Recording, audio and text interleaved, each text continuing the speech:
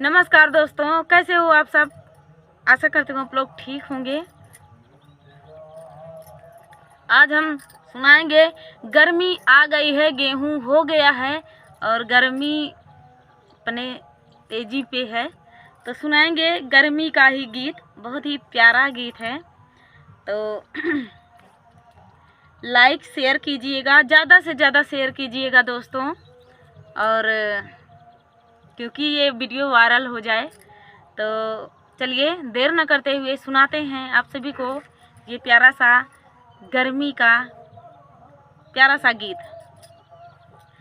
गर्मी के हो दिन आए हमार पिया, गर्मी के दिन आए हमार पिया, गर्मी के दिन आए हमार पिया, गर्मी के दिन आए हमार पिया। पोछत पसीनवा के भीगे अचरावा, पोछत पसीनवा के भीगे अचरावा, रही रही के अकुलाए हमार जिया, रही रही के अकुलाए हमार जिया। गर्मी के हो दिन आए हमार पिया, गर्मी के दिन आए हमार पिया।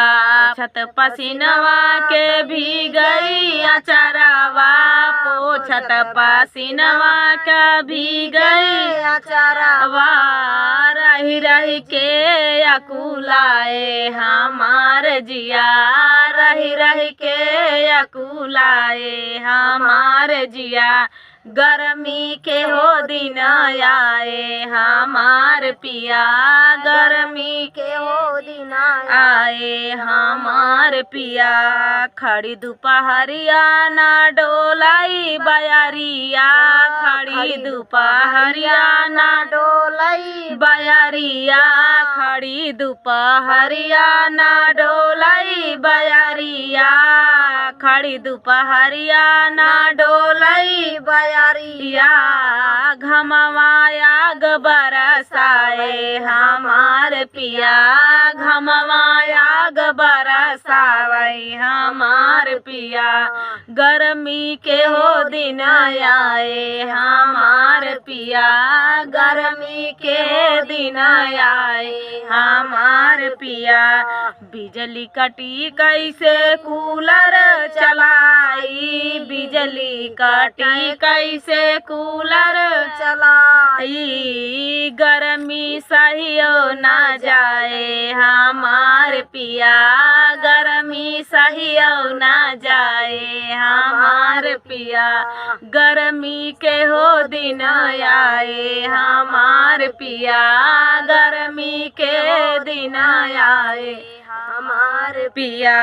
का करी सखिया ना सोवई ललनावा, का करी सखिया ना सोवई ललनावा, रही रही के जाग जाए हमार पिया, रही रही के जाग जाए हमार पिया। गर्मी के हो दिन आए हमार पिया, गर्मी के हो दिन आए हमार पिया। कच्चा कच्चा अमवा पुदीनवा कई चटनी, कच्चा कच्चा अमवा पुदीनवा कई चटनी, सतुआ खूब मन भाए हमार पिया, सतुआ खूब मन भाए हमार पिया। गर्मी के हो दिन आए हमार पिया, गर्मी के हो दिन आए हमार पिया। सजना हमारे है बहुत रंगीले, सजना हमारे है बहुत ही रंगीले, सजना हमारे हैं बहुत ही रंगीले, सजना हमारे हैं बहुत ही रंगीले, आइसक्रीम खिलाए हमार पिया, आइसक्रीम खिलाए हमारे पिया, गर्मी के हो दिन आए हमार पिया, गर्मी के दिन आए हमार पिया, गर्मी के हो दिन आए हमार पिया।